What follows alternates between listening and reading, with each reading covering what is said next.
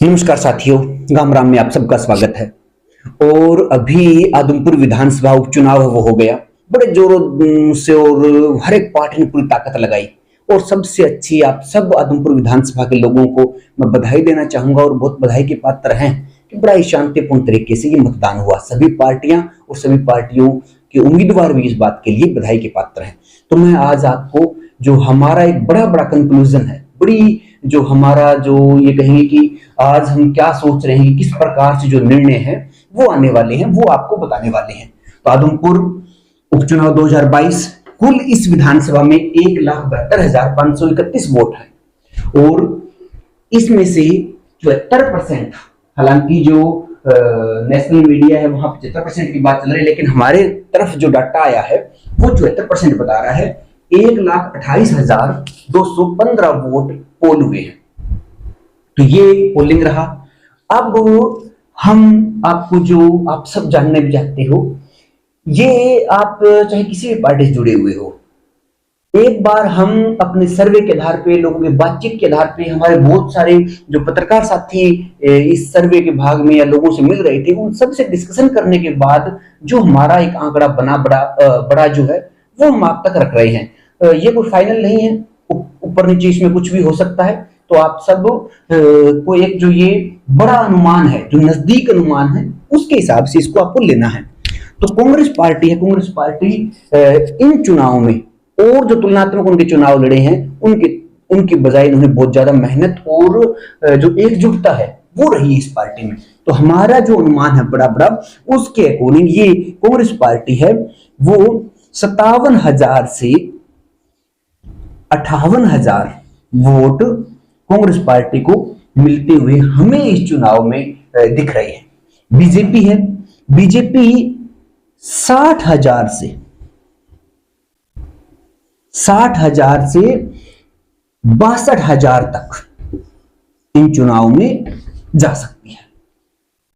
60,000 से ऊपर 1,000 का हमने गैप रखा है, अलग कारण है उसके, कई सारे चीजें वो हम जो लगातार अभी गांव वाइज भी सर्वे करें, गांव वाइज जो हमने रिकॉर्ड किया है, कौन से लोगों ने किस किस जाति के लोगों ने किस किस उम्मीदवार को, किस पार्टी को वोट दिया, वो भी हम रखेंगे। एक बार बड़ा कंक्लूजन दे रहे हैं।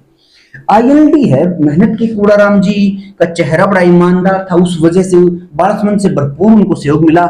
हमें लग रहा है फिर भी जो ये एक टक्कर बनी, ये जो मुकाबला बना है, उस कारण से जो वोट बहुत ज्यादा बड़ी संख्या में इनेलो को मिलने थे, वो वोट कांग्रेस की तरफ कन्वर्ट हुए हैं। तो हमें लग रहा है कि इनका 5,000 से लेकर के 5500 तक का जो वोट प्राप्त करने में इनेलो यहाँ कामयाब हुई है। और ये सारे वोट, हम ये कहेंगे कि ये सारे जो वोट मिले हैं, इनमें से लगभग 4,000 से भी ज्यादा वोट अकेले कूड़ाराम जी की छवि, उनके नाम, उनके गांव वारसमंद की रिश्तेदारियों के अकॉर्डिंग के अनुसार आई है।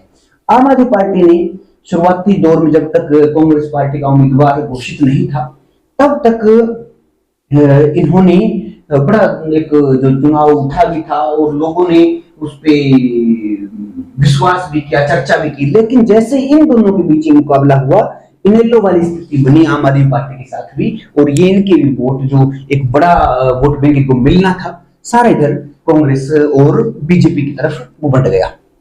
तो आम आदमी पार्टी है वो 5500 से लेकर के 6,000 तक का जो आंकड़ा है वहां तक हमें जाती हुई दिख रही है। अब ये फाइनल नतीजे नहीं है, कहीं आप अभी ये सोच के बैठ जाओ जो भला बुरा है वो कहना शुरू कर दो कि भाई हमने तो बीजेपी को यहाँ जिता दिया।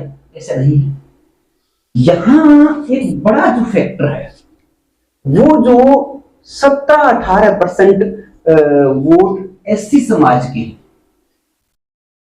वो वोट अब की बार बड़े इन चुनाव में महत्वपूर्ण भूमिका निभाने वाले हैं। कैसे कि अभी भी एससी समाज है वो तुलनात्मक अन्य जो लोग हैं और है उनके बजाय अभी जो मुख्य धारा है, या हम ये कहेंगे कि जो शिक्षा का जो स्तर है वो अभी तक यहाँ उतना नहीं हो पाया है।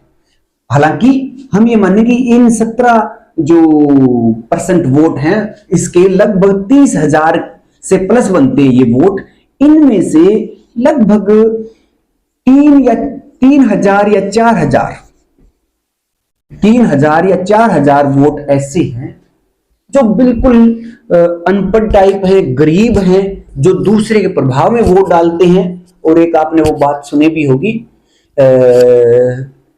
जैसे आदमपुर मंडी है, उधर भी लाइन पार एक ऐसी बड़ी संख्या है जो इसमें आके जिनको अभी जो दूसरे प्रभाव में आके वोट डालते हैं।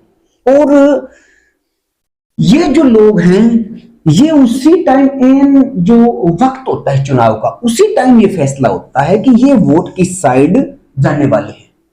तो साथियों, अगर ये जो लोग वोट हैं कांग्रेस में जाते हैं तो कांग्रेस 58 प्लस अगर इनको हम 4 करें तो 62,000 क्रॉस कर जाएगी यहां कांग्रेस। और ये 4,000 वोट अब उनको ज्यादा मिले 62 में, तो ये यहां कम होंगे।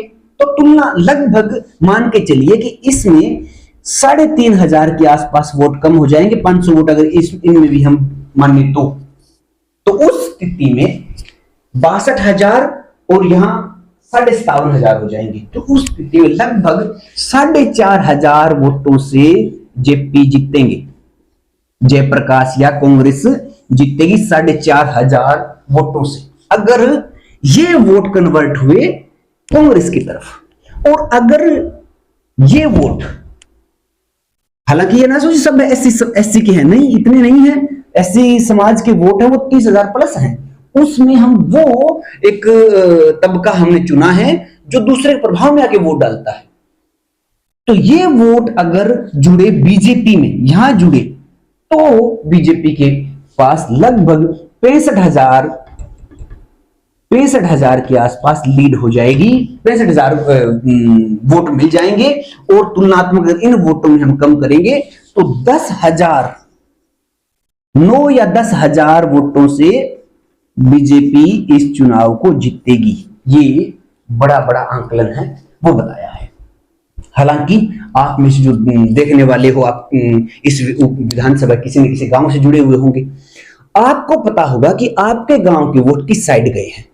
तो अब अगली कड़ी में जैसे हम गांव वाइज आपको बताएंगे कि किस पार्टी को कितने वोट हमारे सर्वे के अकॉर्डिंग मिले हैं, तब आप उन वोटों को, ये जो 4,000 वोट है, उनको आप अपने अपने हिस्से में अपने अकॉर्डिंग जोड़ते जाओगे और ये नतीजा है वो अपने आप क्लियर हो जाएगा।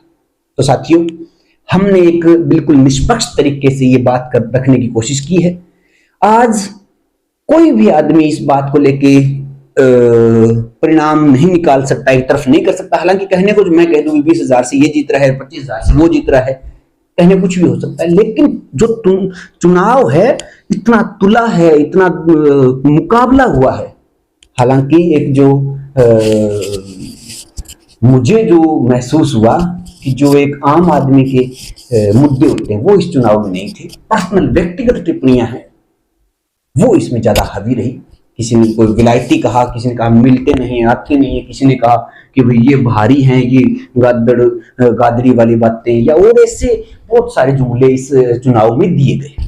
तो अगले वीडियो के साथ हम फिर मिलेंगे आपसे और आंकलन के लिए। अगर आप पहली बार मुझे देख रहे हो इन आंकड़ों के साथ, तो आप चैनल को सब्सक्राइब कर लीजिए ताकि आने वाली वीडियो है वो तुरंत आप तक पहुंच पाए और आप जो ये सर्वे है वो देख पाओ।